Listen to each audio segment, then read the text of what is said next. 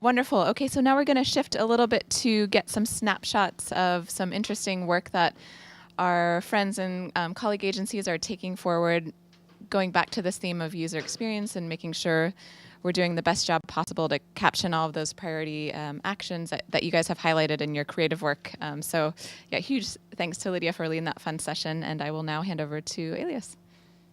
Thank you. Should I use this microphone, or are we good with the ones we have here? Yeah.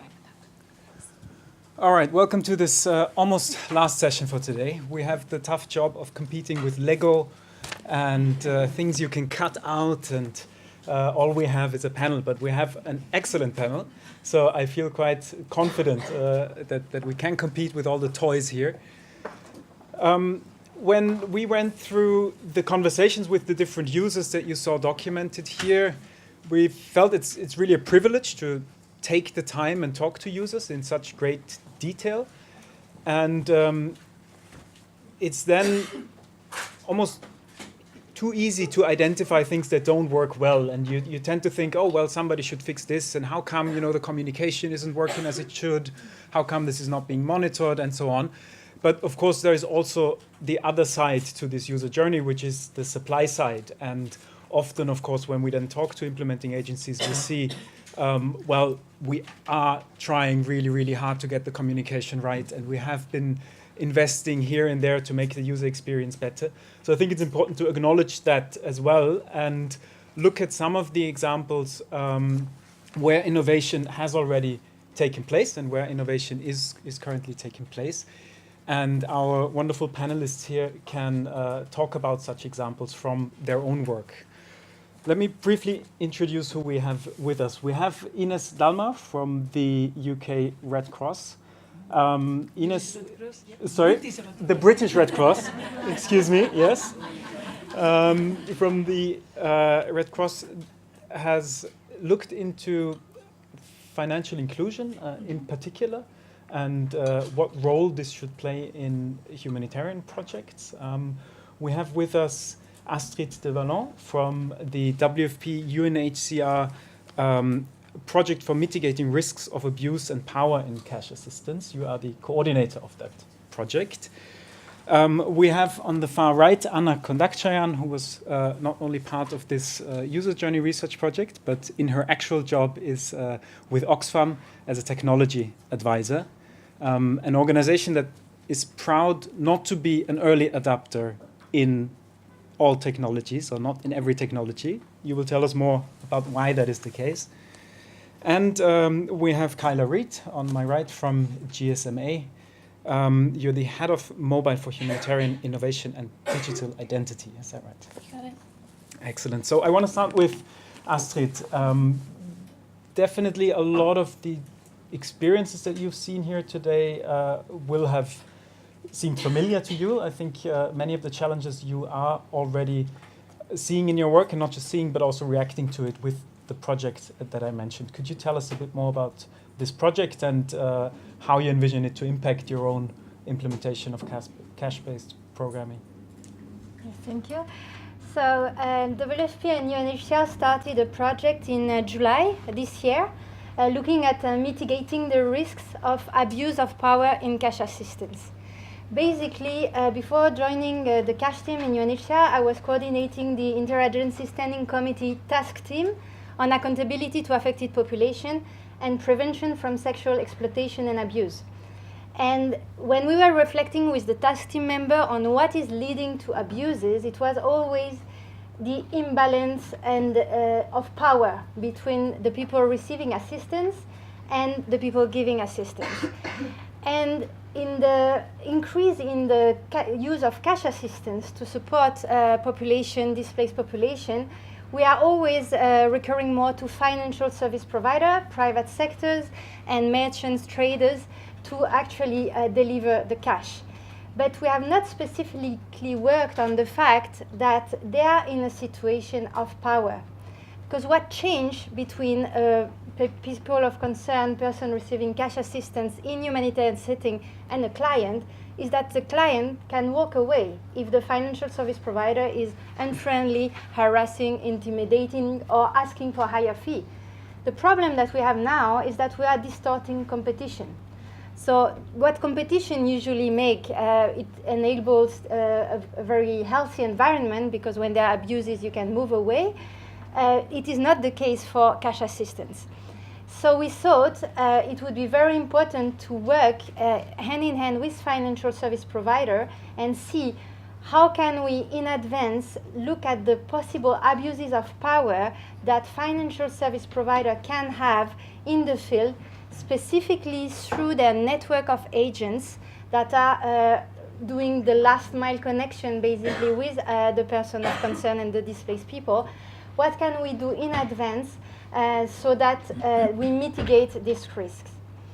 There are different types of risk. If we look at the rights of a displaced person in the Humanitarian Charter, say there is the right to humanitarian assistance. But if an agent in the field asks for excessive fee, you reduce the humanitarian assistance. So you really, if you have the risk, if you have the right, so there is a right to life with dignity, what happens in the field is that we have notice from agents talking very poorly to women, for instance, women coming out from their interaction with an agent crying because they've been discriminated, they had to wait long time, they're not provided with the information, etc. So that is something we need to address. And there is also the risk of, why not, sexual exploitation and abuse. We haven't heard about these cases, but there is the same power imbalance that we can see and that we have been trying to work with our staff and implementing partners already. So we need to prevent that. So that's the whole idea of this project that we have started with WFP and UNHCR. And the idea is to have a project not only for WFP and UNHCR, but really for the whole sector, so that all the people in the cash working groups in country, but also the financial service provider, can benefit from the learning. Thanks. And I wonder, will you also look at the delivery models at large? So we have now identified a few instances where individual mechanisms can be improved. But we've also touched on the responsibilities within a larger delivery model that different actors hold. So, for example, sometimes we see that the NGOs or UN agencies refer to the private sector and see users as their clients. So the financial service provider should explain how this mechanism works to a user, whereas the financial service provider says, well, these are the NGO clients or the UN clients, they should be the ones explaining it. We talked about the last mile. Mm-hmm. So is this division of labor and responsibility in the larger delivery model also something that you reevaluate and assess as part of this project?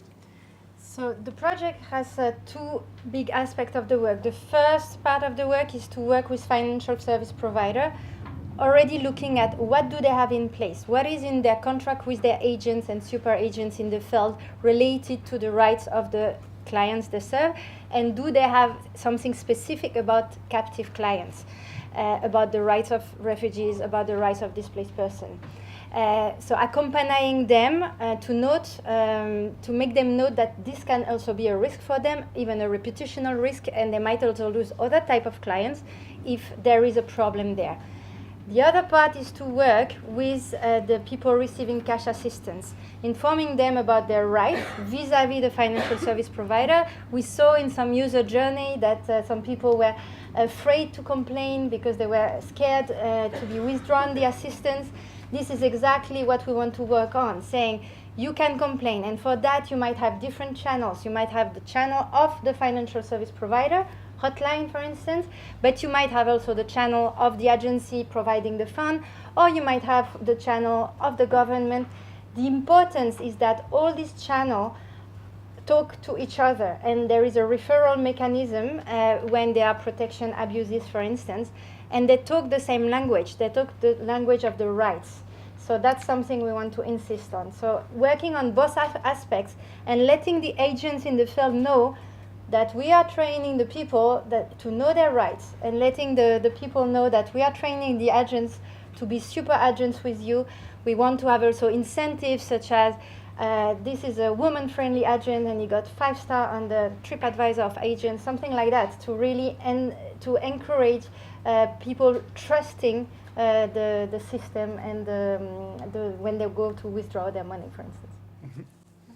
I'm looking forward to seeing that TripAdvisor rating. I think that's going to be quite interesting. Anna, I want to turn to you and Oxfam's perspective. I mentioned before that Oxfam is not an early adopter and proud of it. Why is that? Can you explain a little further? Yes, sure. So I just want to start by saying actually where I work in the organization. So I'm part of the global ICT team, not the cash team. And our team is focusing on advising country programs on uses of technology in the humanitarian cycle. Any phase of the program, any type of technology. And yes, I happen to be focusing a bit more on digital cash and cash transfers. So, where often the starting point is actually the registration process, and biometrics is hailed by many as the solution to the problem. So, when we respond to requests from country teams, 9 out of 10 conversations start with the request comes in and it's something like, I want to use drones in my program, which ones should I buy? Or, and the same goes for biometric scanners. And then we end up turning the conversation around to talk about what is the problem that you're trying to fix, actually. And I think if we want the beneficiaries, I mean, it was also mentioned in the panel earlier today, but if we want the beneficiaries to be the sort of right at the center of, and if we want it to be about their rights, then that should be the starting point, and then maybe we work back to the promise of technology. And at Oxfam, we started asking those questions in 2015 when we were the first NGO to have developed and adopt a responsible data policy. And I think we're still asking a lot of these questions, and in the years since then. Of course, the GDPR cemented some of these slightly idealistic aspirations that we had. But the policy was very much going beyond the statutory rights and thinking about doing the right thing. And it's around the same time that we had the request from South Sudan, and I just started in my role, and it was one of those that was basically we've decided that biometric is the right thing to do. Which scanner should we buy? And so it prompted us to actually really, against the backdrop of the responsible data policy, really examine the question and bring together a group of senior stakeholders, look at what would be the options and approaches that we could take, starting from would we buy in the service, would we outsource, would we ping others' database, or would we just not use it at all? And at the time, it felt very much like, actually, even if the tech is right for us, we were not right for it. So we took this decision of quite consciously not becoming an early adopter and taking a 2-year pause. And it was explicitly on the understanding that, it's not a question of if, it's a question of when. So we said we would re-examine the position 2 years on. And so in late 2017, then the time has come for us to reassess. And so we teamed up with the engine room for research into the what has changed externally since we took this position, and also what should be the recommendations for the ways forward. And we had a twofold aim with this research. Yes, we wanted to have an informed position internally, but also to have generated some debate externally. And I can tell you, I don't know how this group is going to react, but the previous 2 times I've had to speak about biometrics at various fora, it is a divisive topic, and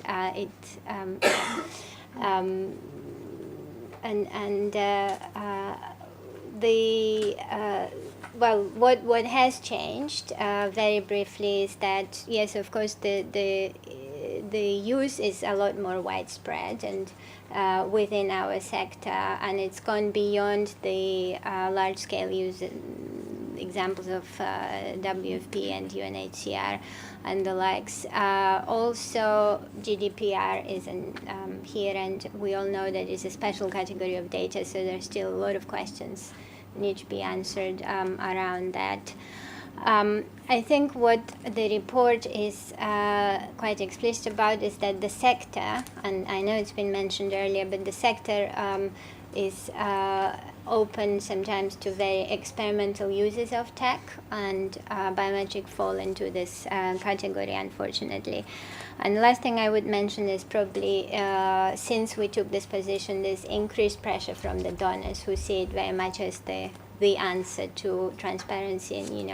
And I can remember earlier there was talk of audit and how much they love the traceability and the transparency. Well, and there's the belief that biometric actually answer that.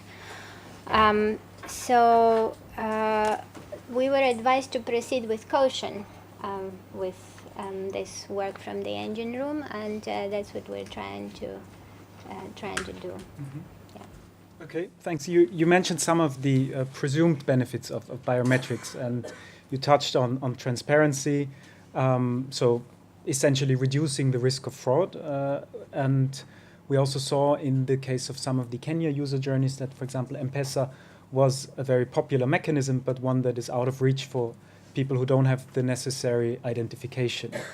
So on both ends, biometrics seems to offer quite good solutions. But it sounds like you disagree, or you would caution against using it. Yes, I am going to be this unpopular voice, I think, throughout. But I think, first on the question of fraud, and that was something the engine room have examined carefully in their research, and what was very interesting, because there's plenty of anecdotal evidence that it does help reduce fraud. And yet in the research they couldn't find any documented evidence that indeed is the case. And in fact, yes, it points out that it has a deterrent effect, but I think the same would be true of many other types of tech. So I guess that's my answer on the question of fraud. But I think also, I'm probably repeating myself, but I did say it's a question of when. So we're proceeding with caution, and it does mean that we will engage with it, but I think the starting point for us will be don't use it unless you can prove that the benefits outweigh the risk. And then it's about how we go about actually making those decisions, what governance models we put in place, and how we support the country teams in going through that process. Mm-hmm. Mm-hmm. Let's get back to that point a little later. I want to bring in also Ines from the UK Red Cross, because you thought a lot about this question of financial inclusion, and we've seen that many of the users that we have engaged with, so to speak, in the afternoon were unfamiliar with the mechanisms they were presented with. But then in the programming, there was often the assumption that through increasing exposure, people will also pick up those mechanisms and use them beyond the duration of the project. Now, you, I think, saw in your research that actually a lack of access to these technologies is not a major pain point for most of your clients, if I can put it that way. Is that right? And can you tell me a little bit more in general about the project that you oversaw? So I'll tell you just a little bit about what we did, and then I will try to reply to your more specific questions. Great. So, in fact, British Red Cross and ICRC commissioned a research, which name is quite self-explanatory. It's gathering evidence about the impact of e-transfer on financial inclusion. And we did so because there is an expectation that when we provide assistance through e-transfer to the beneficiaries, as they start up, let's say, a relationship, like they start linking with financial service providers or mobile money operators. This will lead to some extent to financial inclusion, meaning that they might use their phones to do transfers, to receive money or to transfer money, something that they didn't before. They might use also their phones to access to other services like credits. They might use their phones to store their money, and so as a type of credit mechanism. And I said the expectation is there, but there is very little research on whether this is really happening or not. In fact, as far as I know, there is only one research from Iran that was conducted on 2016-17 on 3 countries, Bangladesh, Zimbabwe, and Ethiopia, I think. And so basically what we wanted to do is to contribute to this body of evidence on whether this is happening or not, whether those type of assistance is leading to financial inclusion. We wanted, as I said, to contribute to this evidence, but we also wanted to look at which are, the same that we did in the previous session, which are the potential enablers, which are the blockers, and which are the measures that from our side or even from the financial service provider side can be done to enhance that financial inclusion. And also to look at whether it makes sense to have financial inclusion as an objective in the emergency phase or not, and what could be the role of the Red Cross. Mm-hmm. So this was what the study, what we did, was about. Now, your question. The first one was about the user's experience and to what extent the fact that the mechanism, the fact that the modality is known in that area. So the assumption that we have that they will be able to use those mechanisms comfortably. No, I think this was one of the questions. And from Kenya and from Nigeria, which are the two case studies, the two case studies that we produce. In Kenya, in fact, there was the assumption that as M-Pesa was widely known in the country and there was a lot of people using it, the beneficiaries, the people that we assisted, would pick it up easily. And this was not the case in most of the cases. Not even in Kenya, I want to stress this, not even in Kenya, where the mechanism, as I said, was known, the beneficiaries that were not using M-Pesa were able to use it autonomously by the end of the program. Yeah? So there is an issue there. Mm-hmm. And also in Nigeria, the beneficiary group were displaced women. A very few percentage of them have been using banks because the delivery mechanism was bank account, debit cards for ATMs. Only 9% have used it before, and a small percentage was also able to use to withdraw money from the ATMs by the end of the program. So, which proves that if there is no certain type of assistance, of support, often they are not able to do by their own. This does not mean that they don't get the money. They of course get the money, but they need to be assistance by relative, by their sons. Sometimes, as the example that we had, by the M-Pesa vendor, let's say, and sometimes even from the security guards. Yeah. Which we also saw in one of the stories here. Yeah. You started out by saying the study looked at two things. On the one hand, to what extent is financial inclusion happening? Yeah. On the other hand, should it even be a central goal of your programs? What did the study find about that second question? It says that it does not necessarily needs to be a goal of our programs. Firstly, because it does not necessarily is a need from the beneficiaries' point of view. They not necessarily. One of the sentences there was that sometimes they are too poor to even need to use those services. Yeah, there was a comment. There is a quote in the report from a man that says, "I'm not using M-Pesa after the life of the program because I don't even have no one to send money to me, or no one I can send money to." Yeah.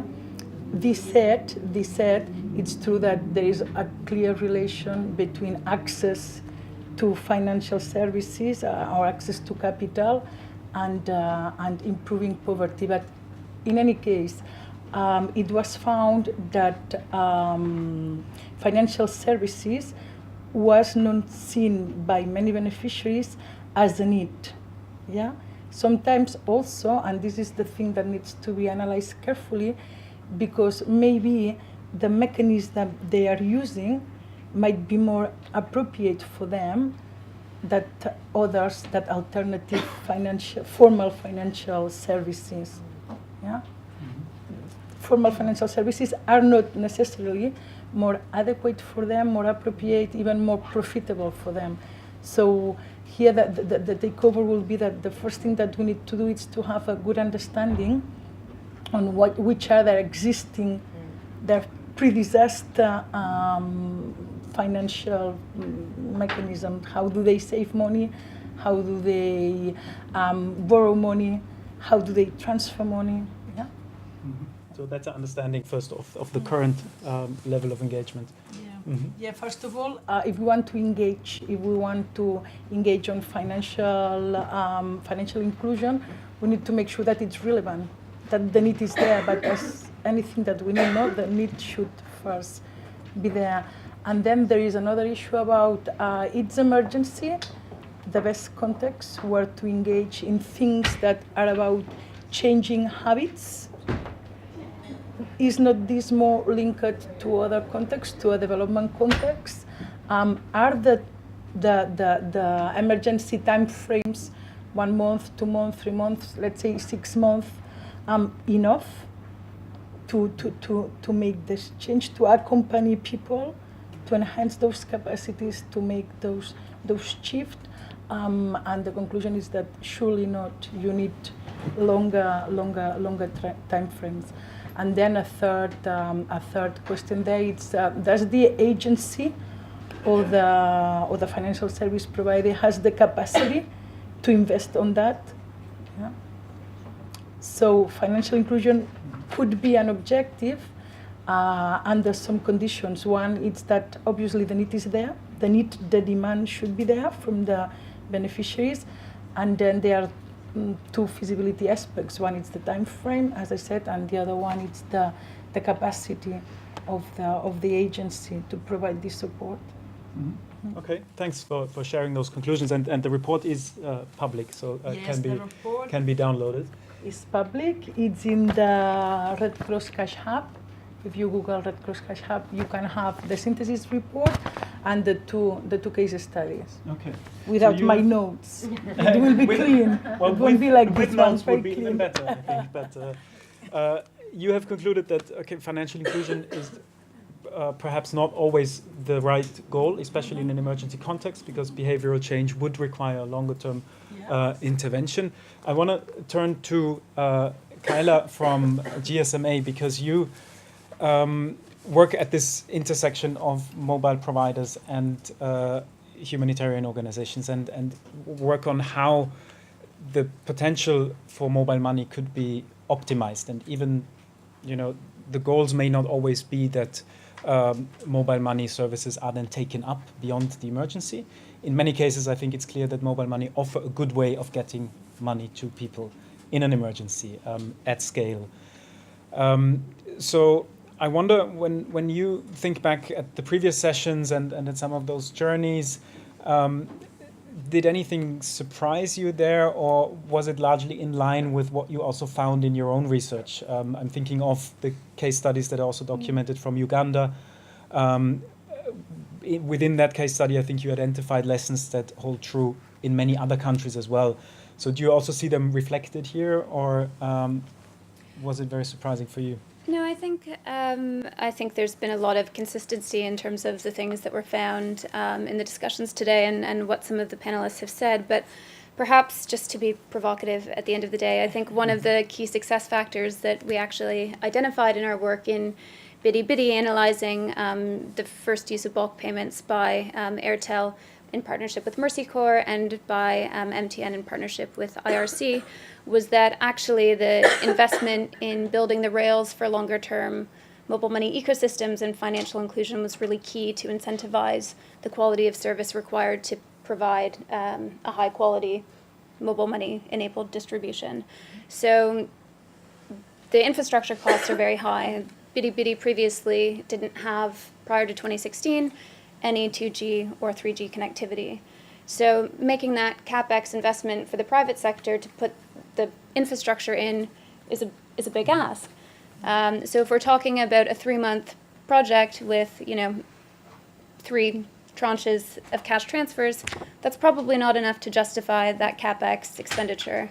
And similarly, mobile money is a very heavy OpEx business to run, which I'm sure everyone in this room knows. But you're not going to put in that investment if there isn't a longer term view on how a broader ecosystem can be developed around it. So I think one of the really interesting success factors from the work in Bidi was that we had the humanitarian community led by UNCDF, led by UNHCR, and many of you in the room informing the business case for the private sector to say, actually, this is the number of people we can expect coming into this settlement. This is how long protracted crises actually last for. It's probably not going to be 3 months. It's probably going to be 10 years. And here's the kind of needs and preferences that we have a sense that the population wants. So I think having that information asymmetry addressed, which came up I think this morning as well, was really important to say, we can aggregate demand and tell you a bit about the volumes of money that we think are going to go through a mobile money system. We can tell you a little bit about the frequency, and that really helps justify some of these heavy infrastructure and operational costs that come into the picture. And is also an area where mobile network operators, mobile money service providers aren't going to have the answers themselves. Another success factor, I think that has been echoed today, was around frequent communication and trust between the different parties. And we saw a couple of moments along the initial journey where that really came to life. So one of those was when there was a rapid change in regulation around the KYC issues in Uganda. In the initial part of the deployment, there were funds left on a number of SIM cards that had been deactivated, and one of the mobile operators was very quick to refund those funds to the humanitarian agency, proving that they could be trusted to manage these large volumes of cash. So I think you build that trust throughout the process, and you also need to have the agility and adaptability built in to be able to respond to some of these unforeseen changes in programming.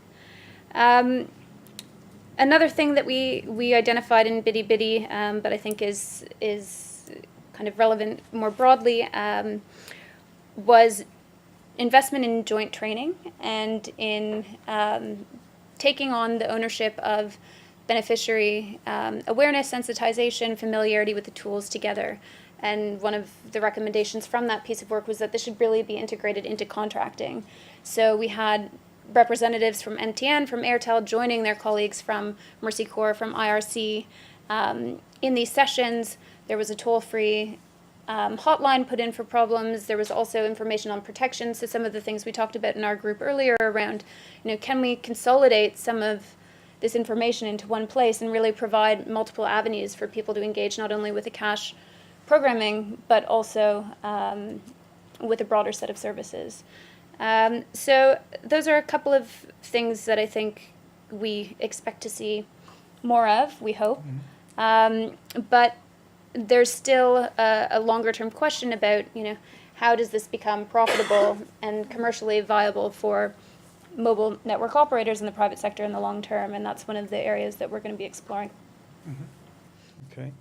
Any other findings on how that trust can be built? Because I think you're touching on a very important aspect here, and something, again, coming also from the user interviews, that people kind of know there is this hotline, and I think, Astrid, in your case, it's also an important element to have this feedback hotline in place. But often users would say, but I don't want to bother the organization, or I don't want to be a drag, I don't want to risk losing perhaps my entitlements. So I'm putting this question to you, but if anybody else wants to chip in, anything that worked particularly well in building that trust, in addition to the long-term perspective that you mentioned in the beginning? And you mean trust between the users and the service, or exactly, between the users and the service? I mean, I think having a service that works, as people have been told it will, is kind of critical to them trusting it. So I think part of it is managing those expectations and really having a very clear information process. So in our user journey earlier, the beneficiary expected to receive one amount and got another, and expected to be able to do remittances and couldn't. So I think it's expectation management, but it's also catering to the knowledge base of the users themselves, and ensuring that you are investing really heavily in ensuring that they have that information. So one of the things I thought was most interesting about the approach that Airtel and IRC took in these particular projects was that they targeted people with special needs. So, by virtue of that, they're already picking a very hard to reach segment within a very vulnerable and hard to reach population group to start this and to do mobile money transfers with. So I think, they really recognize that putting the time in and building those relationships, having the ability to have multiple translators present so that they could cater to a number of different language needs, and being very clear on what the services could and couldn't do, I think was fundamental to that. Okay, thanks. Astrid, do you want to comment on that point as well? Well, the work on complaints and feedback mechanism is one of the part of the work that we want to do for the project. We want also to work on the legal and contractual framework, because we think that there is some work to be done, for instance, with the national regulators, the telecommunication regulators, or the central banks, on the rights of customers, and specifically on the right of captive customers.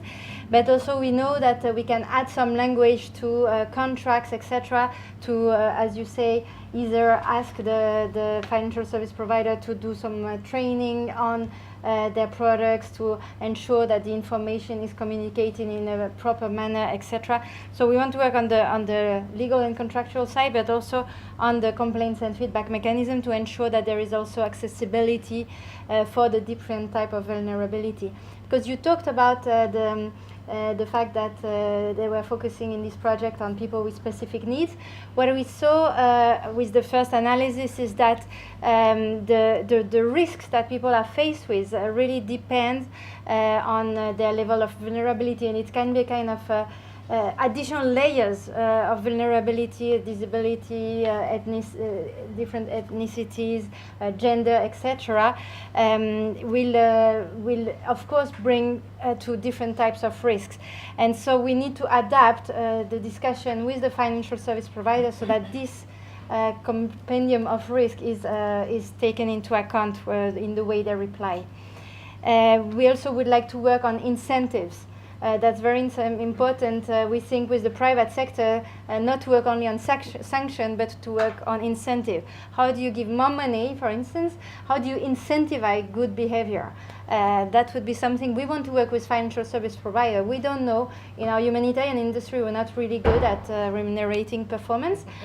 So we want to learn from the private sector how you think we could do that better. And that would be maybe a good model for agents to really behave and to incentivize good behavior or disincentivize fraud, etc. It can be in the way people are remunerated. Like, what is the agent remuneration scheme? Does this scheme encourage them to actually ask for higher fees, which is a bit what we understand in some contexts? So all of that is really working with the financial service provider and understanding that better.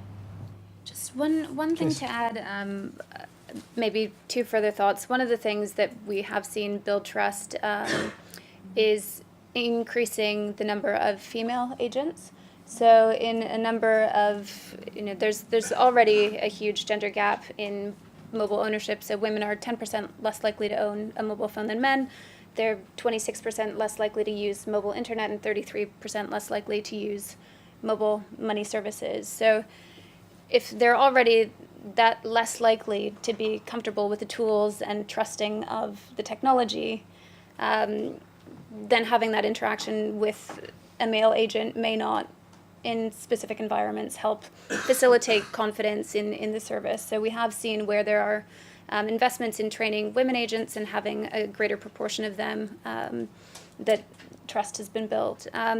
Secondly, one of the things that we've done at the GSMA through our mobile money program is create something called the certification scheme for mobile money providers. And this is a new initiative that was launched in September, and it really is kind of consumer facing to say, how can we build more trust between service providers and users? And it isn't specific to the humanitarian context at all, but it really looks at things like privacy, data protection, transparency, regulation, to try and outline,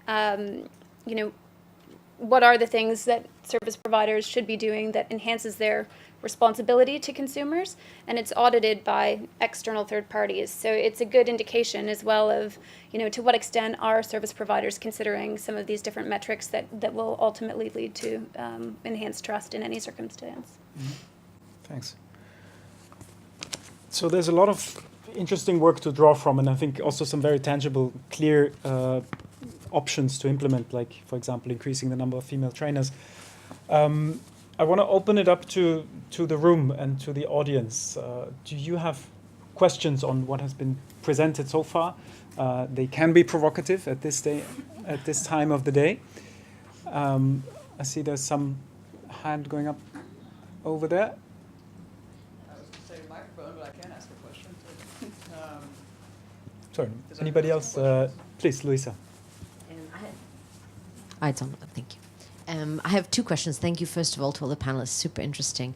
One question is on the feedback mechanisms. How do you deal with the overspill from other humanitarian programming? So we see that Cash will have more resources to put in place feedback mechanisms, hotlines, help desks, etc. And what we see then is that often the service provider will be inundated with other requests or questions about other types of humanitarian programming. So how do you deal with that kind of overspill and the fact that often the FSPs may have better feedback than the humanitarians do?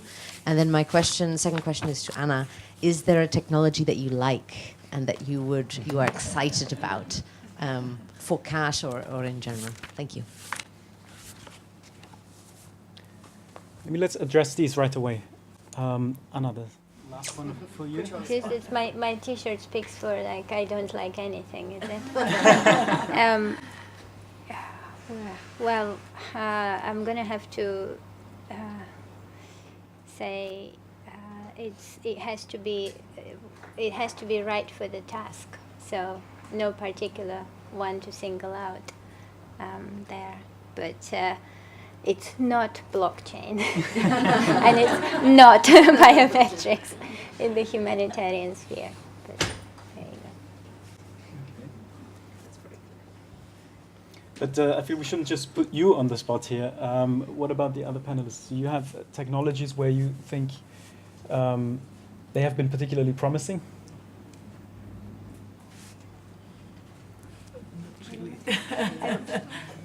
Not really. No? I think for the project. No, go ahead. Sorry. So for this project at this stage, we are at the phase where we're going to start the first pilot in the Democratic Republic of Congo the next 2 following weeks. Then it will be followed by Cameroon and then a workshop in Nairobi. I'm just saying that so if you have counterparts in these countries, we are really welcoming them to join the events. And I'm going to tell you to pick up a little leaflet before you leave so you can be in contact with us. In our steering committee, we have very strong members that we hope will also be able to advise the project on technology that could be helpful. We, for instance, have the World Economic Forum, and they have a whole part on innovation, and they are trying to see how we could use innovation then to help this problem of fraud, corruption, mitigating the risk of abuse. So maybe if there is something interesting, then we can communicate to the group about it. And we have many people who are in this room who are also on the steering committee, so CALP, GSMA, and ICLC, PRM, SDC, etc. So we really welcome all these expertise, because this is a project that is basically concerning all of us, and so we really hope that we will be able to produce a guidance for the humanitarian community, but also for the financial service provider, so that it can be integrated in their structure. Thanks. Do I get to answer? Yes, please. This will come as no surprise since I work in the mobile industry. But I think one of the things that really excites me about where we are now in terms of talking about mobile technology and humanitarian crisis is that it's no longer just about kind of the connectivity itself. And I think there's still a ways to go with that agenda in terms of ensuring that communication tools are accessible and that the infrastructure is there. But I think we're at a point now where the possibility of mobile money for humanitarian cash transfers is recognized, and that opens a huge sort of new set of opportunities around a digital ecosystem. And so it's less about, what are each of these vertical or sectoral mobile services, but how can I have a connected experience as an affected person?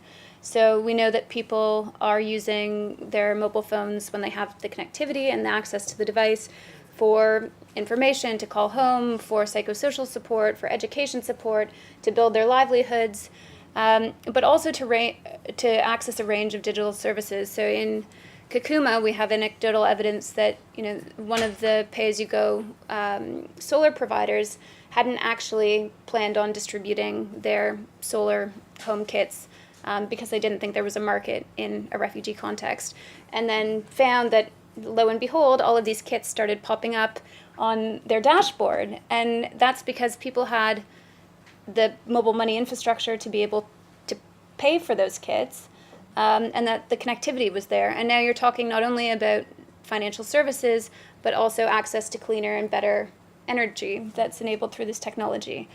And that has knock-on positive outcomes in terms of education and livelihoods and health and so on. So I think it's not just about these individual services that we're digitizing, but really the whole picture of what connectivity and mobile technology and other technologies can offer if we think a bit more comprehensively about them.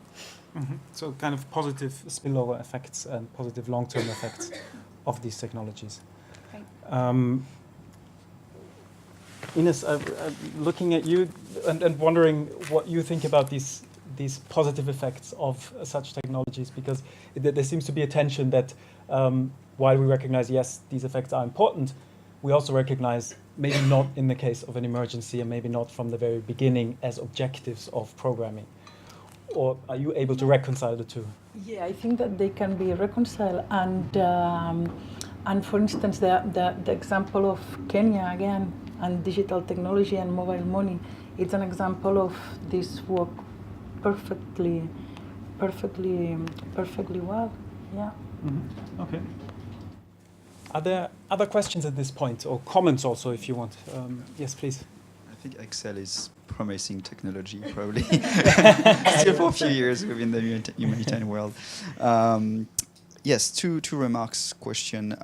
One is about, I really like, Kyla, your remark on the initial investment. That is very critical, because we're often focusing on the individual or community, and we're not looking at the business environment in general. And there is some work to do into it, such as investing in antennas, for example, to make sure there is coverage for 2G or 3G that is necessary and that we can't do ourselves. And I was wondering, I think that's the same effort that is required for financial inclusion. I don't know why we were thinking that, because we are distributing cash, that financial inclusion will happen. Of course not. Of course. Because we need to build financial history of beneficiaries. We need to have a financial infrastructure for it. It's not because we are distributing cash, so it doesn't come as a surprise, I think. So my first question for you is, do you think, do you foresee this recommendation within our sector to start to build these building blocks to go toward financial inclusion? And the second question is for Astrid and Anna. So one, you talk about protection and biometrics. So the common point is like data protection, accountability, and something that brings them together also is AML, CFT, anti-money laundering, and combating financing of terrorism. I was wondering if you see any opportunity through your systems or to report fraud or financing of terrorism using the same channel as you would do for sexual exploitation, for example, or abuse.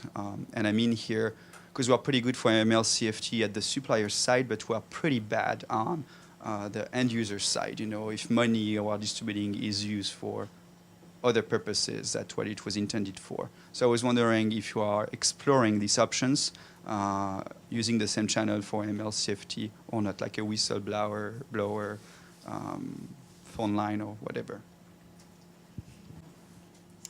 Do you want to react? Yeah. Yes, please. So, yeah, as you said, even we cannot expect to radically shift or the habits of people through short-term programs during emergencies. But yes, our programs can contribute to pave the way or to enhance some level of financial abilities, let's say. And they are so the programs can provide us some opportunities for that. And few examples are, for instance, if when we have to select the delivery mechanism, we look at options that are similar or complementary or can provide the services that they need. We are paving the way. If we can identify which are the needs, we can support them through trainings to make sure that they can use those services more comfortably. If they are able to master better those services, probably they will keep continuing using them after the life of the program. If they are not able to master it, once the program is over, they will stop using those services. Other measures that were also highlighted in the research. For instance, let's make sure that once the program is over, they can still continue using that delivery mechanism, because sometimes with the end of the program, this option closes. So let's also try to link them with other programs or with other programs, with other initiatives that can enhance that financial inclusion. Maybe we are not the ones to do it, but we can identify who can do it, which are the other initiatives, existing initiatives that could promote that. For example, sorry for follow-up, do you believe in credit score like system for the poor, or not, like investment in this infrastructure that require change for the poor? Like right now, if you want to be bank, you need to have an employment, you need to have a car, you need to have a credit score, and that doesn't happen, and there is not even questions for people who don't have that, or nor the infrastructure for it. So do you believe we should invest in that or not? Like, some kind of credit score, or making sure we can keep financial data history of the poor when we are distributing this cash, for example, to start to build the history for later, perhaps apply for a loan or a small loan, or to get step by step into the financial system. Yes. You can jump in. Yeah, I just wanted to jump on that because Thank you. no, because I think that's one of the points we've been talking about. For instance, when you do an emergency response, still trying to find a modality where it is the door that will lead to financial inclusion. And I know there is a lot of effort from UNHCR, for instance, to try and set up refugee-owned accounts, so to try to negotiate with the central bank so that the ID is recognized, so that people get their own account, not a UNHCR account, then sending money to a kind of fake account that is just for the refugee for the money to transit, but really to keep the financial history, etc., to enable people to get access to some financial product. Because what we've noted is that depending on the stages of displacement, you need really different financial products. And even in the emergency phase, you already need some financial products. And so that's important that people, the way we distribute cash, we enable people access to this initial simple financial product that can then be built up in time. I just wanted to come back to your question on the way we can use the system in place to more report fraud from the beneficiary point of view, if I understand well your question. Actually, this project is really looking at how the imbalance of power lead to abuse of power on beneficiaries. However, there is, for instance, I've heard UNHCR in Rwanda currently trying to work exactly on what you were saying, on how could we put in place a system that could help detecting fraud and maybe money laundering or investment in not accepted activities from a beneficiary perspective. So there is work on both sides. I don't think the system would be the same, because what we want with the project is really that the people feel confident in the channels through which they will report.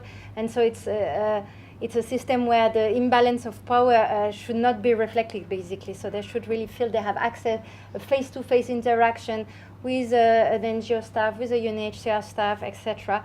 Not only phone calls or whistleblower.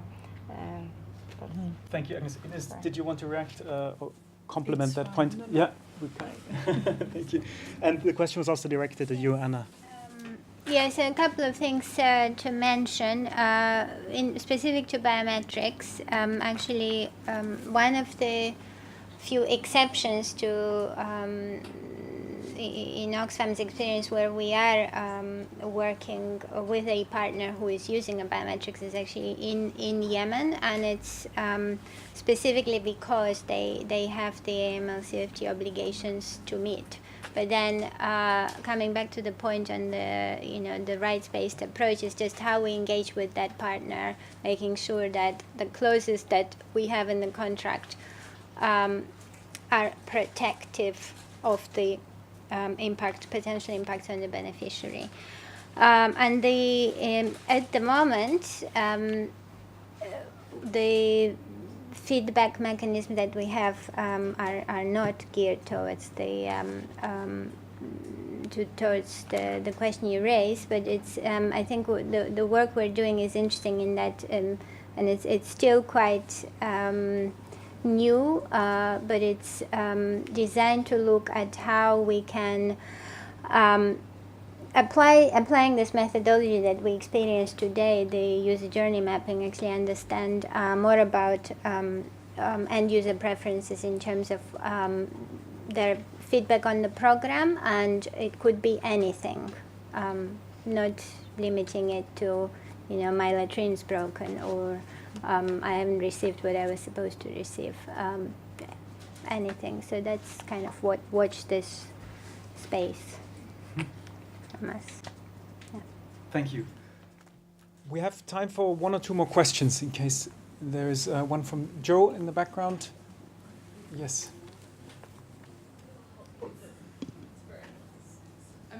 It's not a question, it's more of a reflection, although some people in the room might have an answer to it. But I mean, drawing on what Anna's saying, talking about biometrics, I mean, I don't know, we had the UN Security Council resolution last year which calls upon states to use biometrics in efforts against counterterrorism.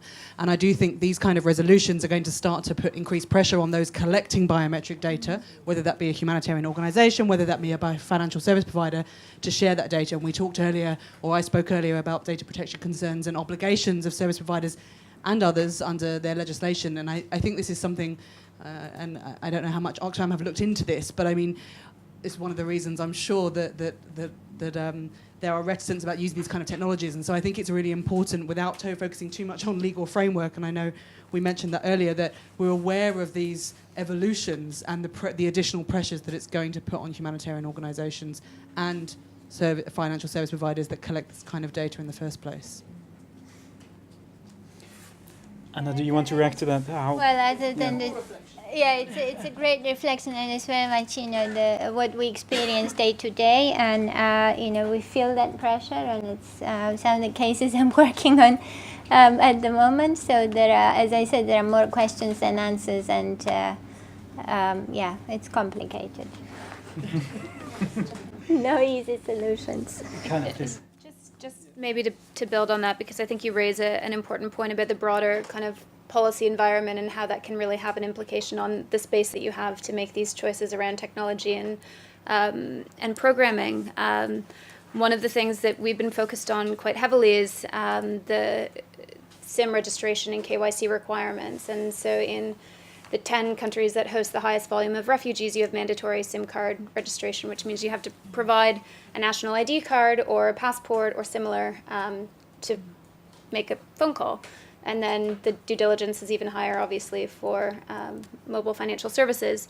So we've found an opportunity to work with UNHCR and with other organizations who have a similar interest to advocate jointly about how these policy barriers are actually creating limitations on programming and what the kind of negative impact of them are. And I think there's more opportunity for private sector and for humanitarian organizations to have a shared voice on some of these topics with governments and on global platforms, whether that's at the UN or elsewhere, to try and influence a more enabling environment and really shed light on what some of these barriers are, because they're not super compelling. They don't get a lot of headlines. People aren't really jazzed about KYC and SIMReg on a regular basis. But when you think about the implication of those kinds of policies, when they are restrictive and they are not proportionate, it's really significant in terms of the opportunities that are available for any of this innovation.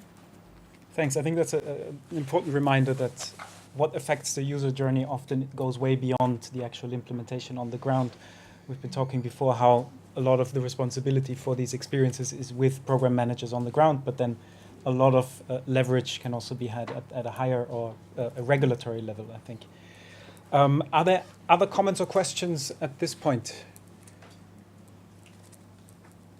If not, I would have one more question for the panel, just in case you have any wishes for the future that you would like to see changed when it comes to, again, thinking about some of the user experiences. I think, Kyla, you already made a start in that direction with your call to action. Are there other wishes that you want to express at this point? And then I will hand over to Sarah to wrap up this day for us. Maybe just link it with the question. Mm-hmm. It's like that. It will be good to okay, we acknowledge that maybe we will not enhance terribly financial inclusion with our humanitarian assistance, but still there are opportunities to enhance it. So let's try to identify those opportunities and take advantage of it, because some of the things that I mentioned, for instance, before, it will just make our programs more efficient anyway. And we will be linking relief with development anyway, that it's something that it's somehow part of our mandate as well. So that will be my wishing. Mm-hmm. Thank you, Astrid.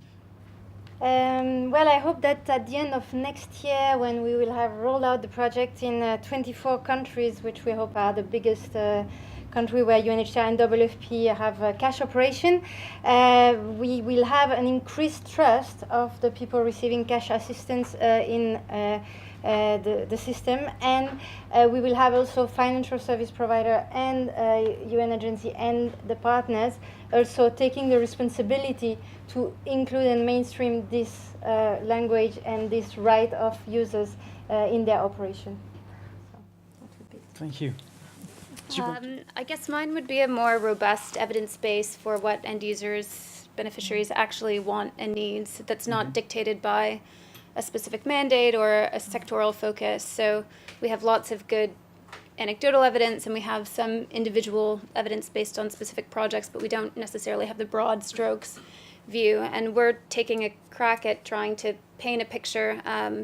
We're doing a piece of work on digital ecosystems in humanitarian contexts broadly that will both help inform for the private sector what some of the wants and needs are for different kinds of services, but really look at what are the barriers to use across the board. So not just for cash, but for accessing mobile technology in a humanitarian context at large. And we're doing 1,000 surveys in 3 countries, Uganda, Tanzania, and Jordan. So would really like to combine efforts with others who are interested in having a broader set of data around things, so that we're not necessarily looking at it at a programmatic lens, but at a kind of wider opportunity and ecosystem perspective. From my side, I would say I think with any type of tech, investment in preparedness just does pay off. And specific to biometric, this is actually a lot of the work that we're doing is partnering at the global level, looking at providers that are ethically aligned, that can, when it comes to this difficult choice, and if we are going down the route of implementation, especially in an emergency, then people can have a choice, and it would you'd have a strong enough backup process and a parallel process for if in the case of biometrics, but also applying to any other tag. If it fails, you have a backup, and people can still get what they need. So that's my wish. Excellent. Thank you very much. I'm not going to try and summarize everything that has been said on this panel, but I think it was a very useful collection of also tangible solutions, and I urge all of you to read the documentation of the various projects and pick up a flyer on the ongoing project, or just approach the colleagues after this session over a drink. So with this, I would like to hand over to you, Sarah, to the challenging task of wrapping up this whole day. Right. And a big round of applause for the panelists, please. Thank you very much.